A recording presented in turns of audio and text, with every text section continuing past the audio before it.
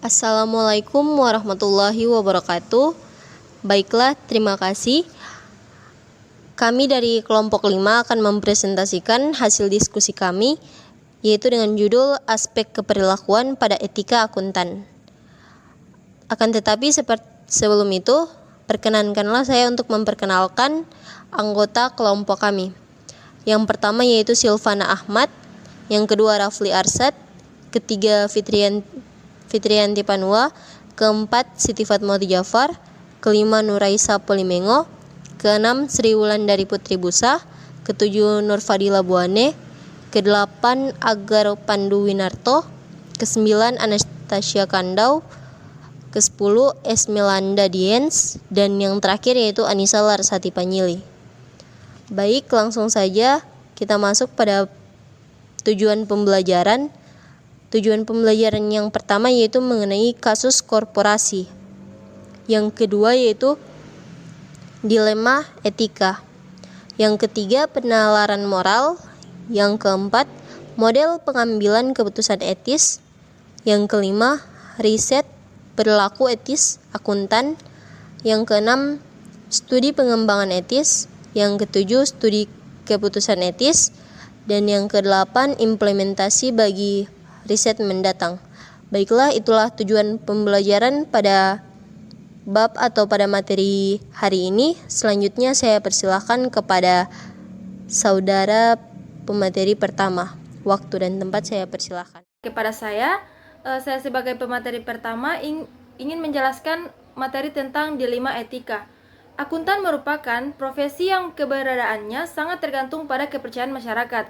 Sebagai profesi, seorang akuntan dalam menjalankan tugasnya harus menjunjung tinggi etikanya. Akuntan di dalam aktivitas auditnya memiliki banyak hal yang harus dipertimbangkan, karena auditor mewakili banyak konflik kepentingan yang melekat dalam proses audit. Seringkali dalam pelaksanaan aktivitas auditing, seorang auditor berada dalam konflik audit. Konflik dalam audit akan berkembang pada saat auditor mengungkapkan informasi yang oleh klien tidak ingin dipublikasikan kepada umum. Konflik ini akan menjadi dilema ketika auditor diharuskan membuat keputusan yang menyangkut independensi dan integritasnya dengan imbalan ekonomis yang mungkin dijanjikan di sisi lainnya. Dilema etika muncul sebagai konsekuensi konflik audit karena auditor berada dalam situasi pengambilan keputusan antara yang etis dan tidak etis. Situasi tersebut terbentuk karena dalam konflik terdapat pihak-pihak yang berkepentingan terhadap keputusan auditor, sehingga auditor dihadapkan kepada pilihan keputusan antara yang etis dan tidak etis. Baiklah, itulah materi dari saya kembalikan kepada moderator. Untuk materi selanjutnya, etika akuntan.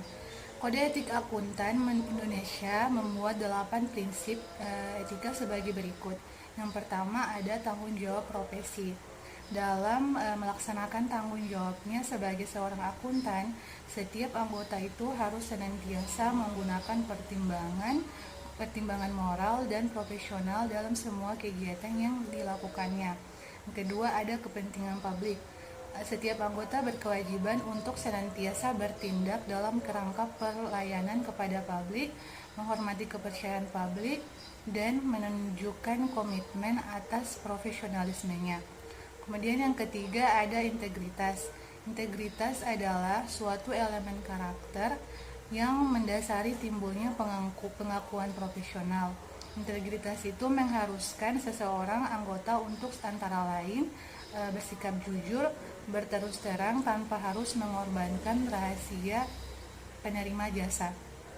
Yang keempat ada objektivitas. Objektivitas adalah suatu kualitas yang memberikan nilai atas jasa yang diberikan anggota. Prinsip objektivitas itu mengharuskan anggota harus bersikap adil, tidak memihak, jujur secara intelektual, tidak berprasangka buruk, serta bebas dari benturan kepentingan atau di bawah pengaruh pihak lain. Kemudian yang kelima ada kompetensi dan kehati-hatian profesional. Setiap anggota harus melaksanakan jasa profesional dengan berhati-hati, kompetensi dan ketekunan, serta mempunyai kewajiban untuk mempertahankan pengetahuan dan keterampilan profesional pada tingkat yang diperlukan. Kemudian ada yang keenam ada kerahasiaan.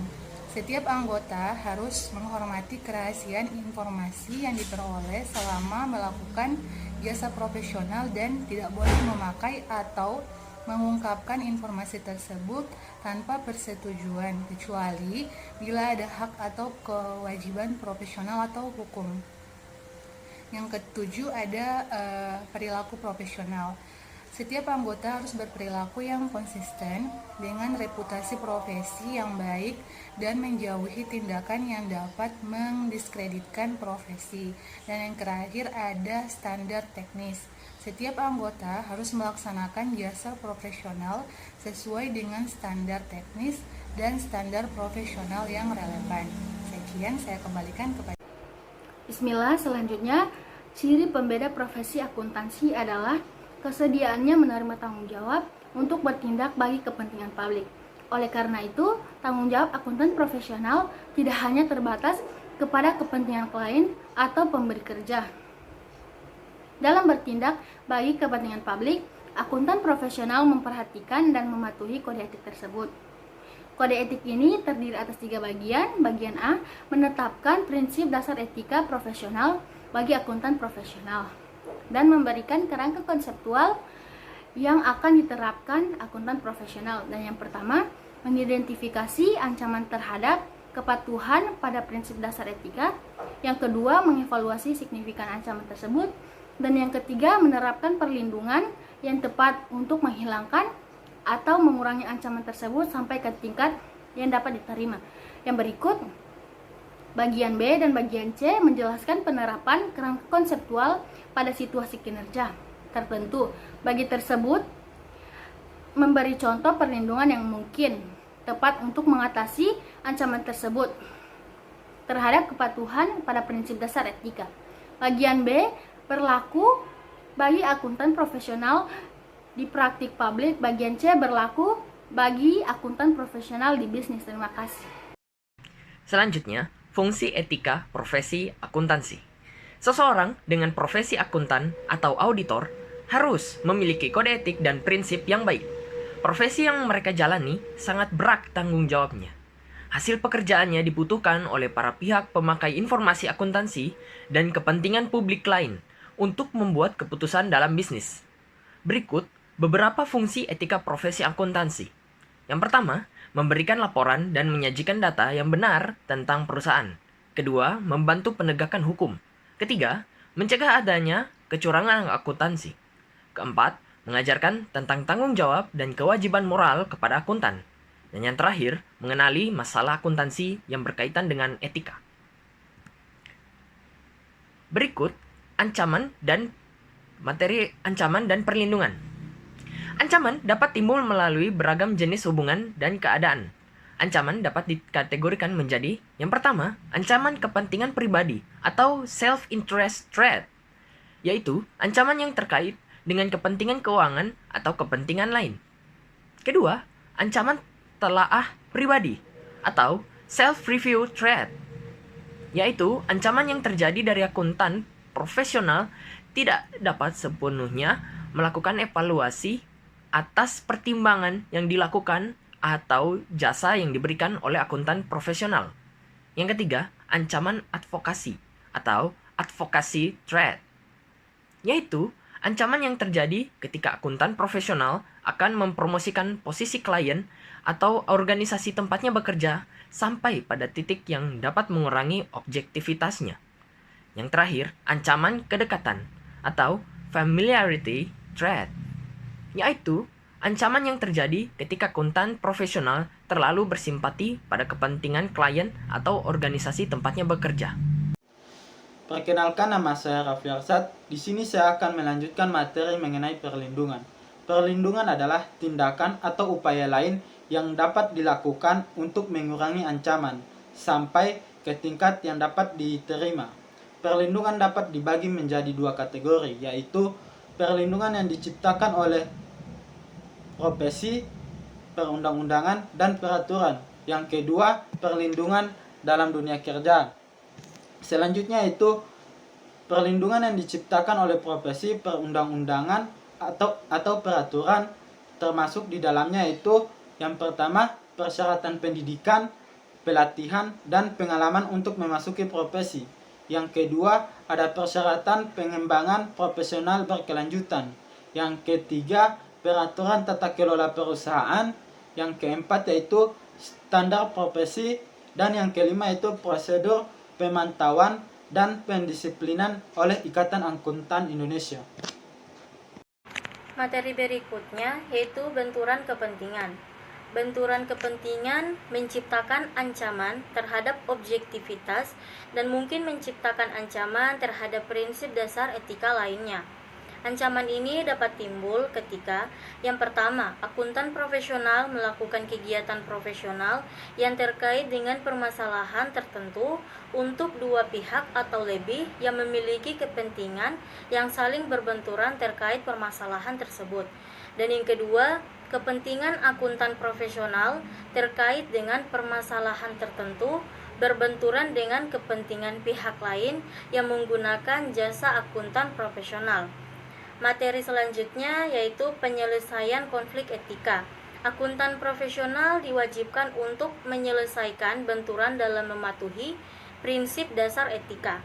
Ketika akuntan profesional memulai proses penyelesaian benturan terkait kepatuhan pada prinsip dasar etika secara formal maupun informal, maka faktor berikut ini mungkin relevan sebagai salah satu faktor yang berdiri sendiri maupun bersama dengan faktor lain untuk digunakan dalam proses penyelesaian benturan, yaitu yang pertama, fakta yang relevan, dan yang kedua, isu etika yang terkait, dan yang ketiga, prinsip dasar etika yang terkait dengan hal yang dipermasalahkan, yang keempat, prosedur internal yang berlaku, dan yang terakhir, alternatif tindakan. Setelah mempertimbangkan hal-hal tersebut, akuntan profesional menentukan tindakan yang sesuai dengan mempertimbangkan akibat yang mungkin terjadi dari setiap tindakan. Baiklah, selanjutnya yaitu peran penalaran moral. Penalaran moral atau moral reasoning dan pengembangan memainkan peran kunci dalam seluruh area profesi akuntansi. Akuntan yang secara kontinu dihadapkan pada dilema berada pada konflik nilai. Akuntan yang dihadapkan dengan konflik etika tersebut harus memutuskan secara khusus kesinambungan dari keseimbangan titik temu antara biaya dan manfaat pada dirinya, orang lain, dan masyarakat secara keseluruhan. Ketika keputusan profesional didasarkan pada keyakinan dan nilai individual, maka moral reasoning memainkan peran penting dalam keputusan akhir seseorang. Arnold dan Ponemon menekankan pentingnya paradigma riset karena alasan-alasan berikut, yaitu yang pertama, riset tingkat moral reasoning akuntan dapat memberikan pemahaman tambahan mengenai resolusi konflik etika yang dihadapi oleh akuntan. Riset dalam area ini, yang kedua, riset dalam area ini memfasilitasi pengakuan masalah yang ditimbulkan oleh perbedaan keputusan etika akuntan. Hasil dari studi ini dapat memberikan pedoman yang mempengaruhi sifat etis dalam profesi akuntansi. Selanjutnya yaitu teori penalaran moral dari Holberg. Holberg 1981 mendefinisikan penalaran moral sebagai penilaian terhadap nilai, penilaian sosial, dan juga penilaian terhadap kewajiban yang mengikat individu dalam melakukan sesuatu tindakan. Penalaran moral dapat dijadikan prediktor terhadap dilakukannya tindakan tertentu pada situasi yang melibatkan moral. Hal ini sejalan dengan apa yang dikemukakan oleh Rest 1979 bahwa penalaran moral adalah konsep dasar yang dimiliki individu untuk menganalisis masalah-masalah sosial dan menilai terlebih dahulu tindakan apa yang akan dilakukannya. Menurut Holberg tahun 1981, penalaran moral adalah suatu pemikiran tentang masalah moral. Pemikiran ini merupakan prinsip yang dipakai dalam menilai dan melakukan suatu tindakan dalam situasi moral. Penalaran moral dipandang sebagai suatu struktur, bukan isi. Jika penalaran moral dilihat sebagai isi, maka suatu Dikatakan baik atau buruk akan sangat tergantung pada lingkungan sosial budaya tertentu, sehingga sifatnya akan presentasikan riset perilaku etis akuntansi. Riset perilaku etis akuntansi ada 4. Yang pertama, studi pendidikan etika. Yang kedua, studi pengembangan etika. Yang ketiga, studi penilaian etika. Yang keempat, studi etika lintas budaya. Nah, studi pendidikan etika. Studi pendidikan etika berusaha menentukan efek pendidikan terhadap keahlian moral reasoning dari para praktisi dan mahasiswa akuntansi. Beberapa studi yang representatif yang membahas masalah ini yaitu M. Armstrong 1987, Ponemon dan Glaser 1990, serta Jeffrey 1993, St. Pierre, Nelson dan Gabin 1990, Ponemon 1993A, Lampes 1994. Yang kedua, studi pengembangan etika. Studi pengembangan etika berfokus pada pengembangan moral reasoning dan profesi akuntansi.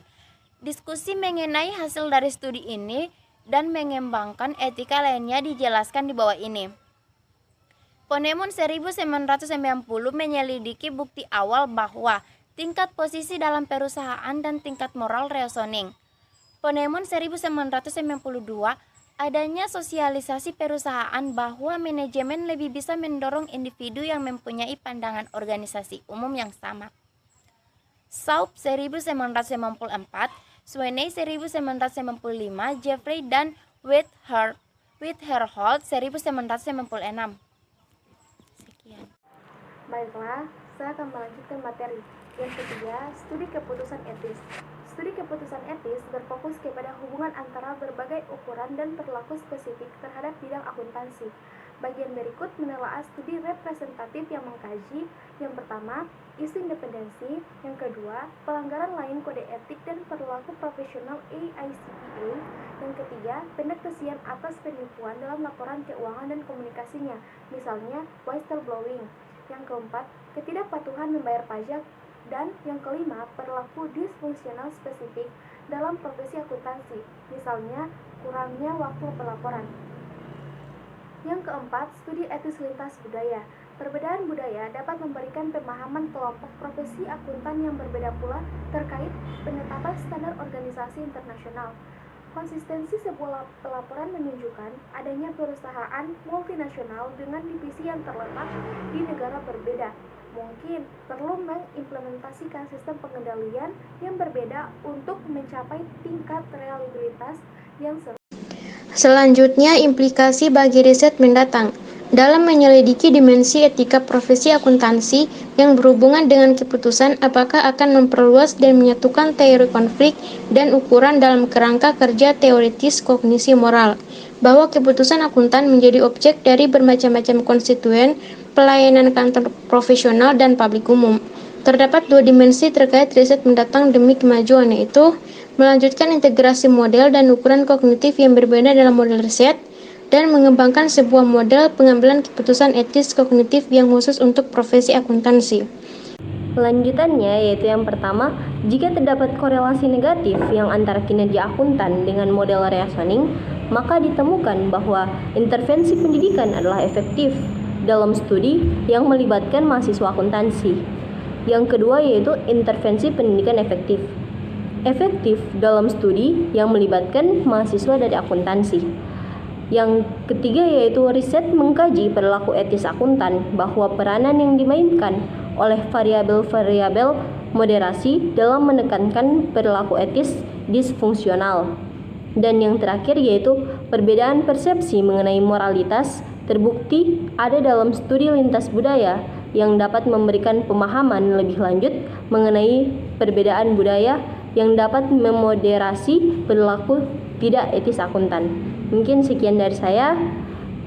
Terima kasih. Baiklah, itulah presentasi dari kelompok kami. Lebih dan kurangnya kami mohon maaf. Wabillahi taufiq wal hidayah. Wassalamualaikum warahmatullahi wabarakatuh.